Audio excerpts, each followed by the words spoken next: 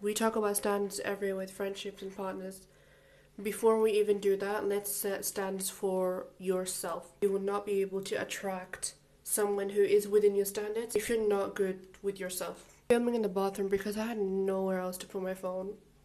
Excuse me. Okay, I have my notes written here because I'm done with our bullshit. Okay, I'm going to split this video in 3 parts. Okay, part 1. First, before we even think about setting standards, we need to first observe ourselves. We need to assess the way we are right now, our current self. What are our current habits? What is our thinking system? How do we react in certain situations? How do we react to conflict, to confrontations? How do we react to failures? How do we react to anything? And a full deep dive analysis of yourself. When doing this is not to make yourself feel bad when we do look at some negative habits we might have. We are not going to judge ourselves. We are simply just going to see how we are and what causes these certain behaviors that we currently inhabit. After we've done that, now we're going to look at your ideal self. So what kind of a person would you like to be? What would that person have? What kind of a mind would that person have? Would that person be emotionally intelligent? Would she or he be disciplined? How does she regulate herself? How does she face her fears? How does she react to failures? How does she react to success? What is her daily routine? What does she feed herself food-wise, social media-wise? When writing these goals down, when writing down how your alter ego is, what kind of a person that is, you need to not feel hopeless. You need to understand that that person is not unreachable. It's not some kind of fantasy. You will get there and you already have the capabilities right now. We are just making sure that we are clear with who we want to be. It's nothing hard to reach. We can get there with practice until it becomes our natural state. For example, when we watch a show or an anime, we always see the main character at the start as somebody weak, somebody that is a loser, let's say. The character is not in an ideal state yet. And throughout the show, the movie, the anime, the character levels up, slow by slow. And when looking back, you are going to realize, even the character themselves, that this person they became now was not that hard to reach. You just had to work for it. Working for it through our little wins consistently. Okay, now I'll be moving on to section 2. This is the main part on how we are going to set ourselves standard and become the standard. In this section, we are going to embody our higher self, future self, alter ego. This is the part that everybody talks about. This is where we do our action. We do our habits that we want to claim. Whether that's a basic thing, going to gym, academic success, whatever goal you have, we are going to embody the behaviors of somebody who is successful, aka your future self. For example, your future self would wake up at 4 or 5 a.m. and have a healthy morning routine, gym, journal, whatever that looks like to you, you will inhabit that. Okay. This is where we try to become the better person. Be polite to yourself, have manners for yourself and others. It makes you attractive. When we are embodying to become a better version of ourselves, you need to accept that you are going to lose people.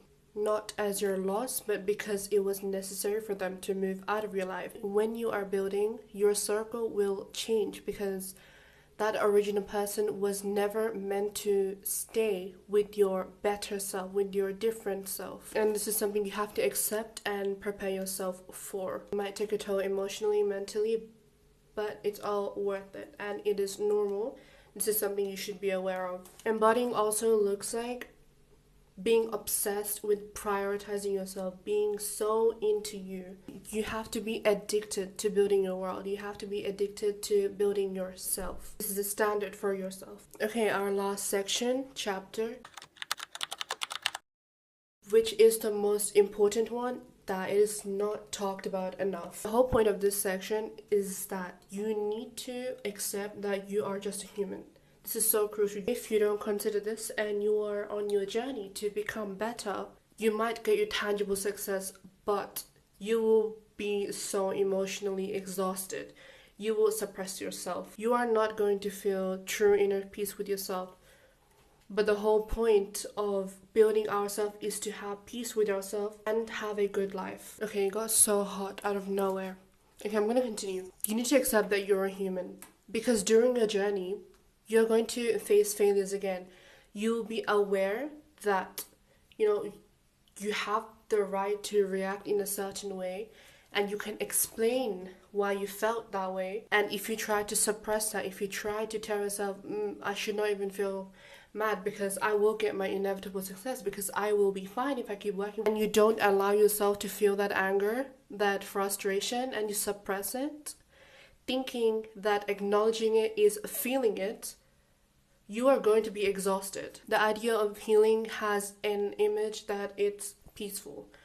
Healing is not peaceful, it's fucking messy. It is so chaotic, and this is something you will get. This is something you will feel on your journey when you've decided to do it. So when you're on your lows during this journey, when you are facing a failure or something that is not ideal, you need to let yourself feel it, completely feel it. You can rage it out, you can journal it out. You need to acknowledge, you need to feel that, embody that emotion. It's one of the most healthiest things you can do for yourself. You can't complain. You are allowed to complain even when you know what is logic and why something explains your behavior and emotion. You need to let yourself feel that, let your body and your mind feel that. Another important key point to keep in mind is that when you're taking a pause or a break from this journey because something happened or whatever, you cannot feel guilty about it. Pauses are necessary. They happen. Things are sent down to us to slow us down. We need to take a breath. I've mentioned before that you need to be in a point where you're addicted to building yourself.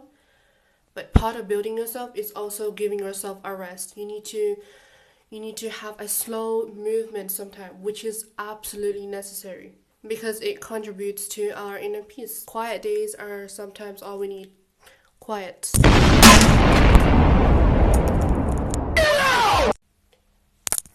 My phone just almost fell in the toilet.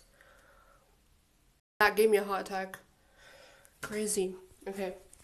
Resting is something we should not feel guilty for, which will take time to rewire that. When you are resting, make sure that's done fully. And sometimes your consistency can be 100%, but the intensity might be lost, which is still movement. Slow movement is still movement.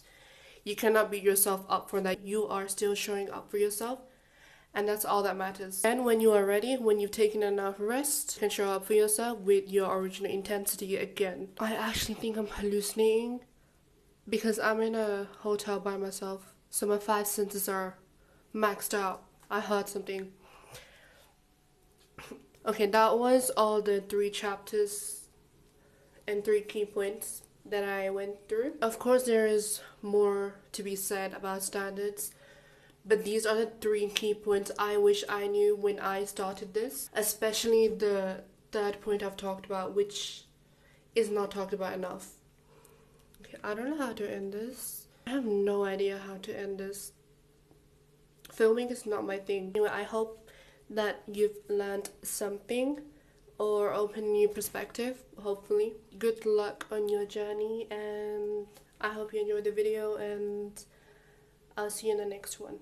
I completely forgot to do my intro, which is usually like, hi, it's me, let's talk. So, yeah.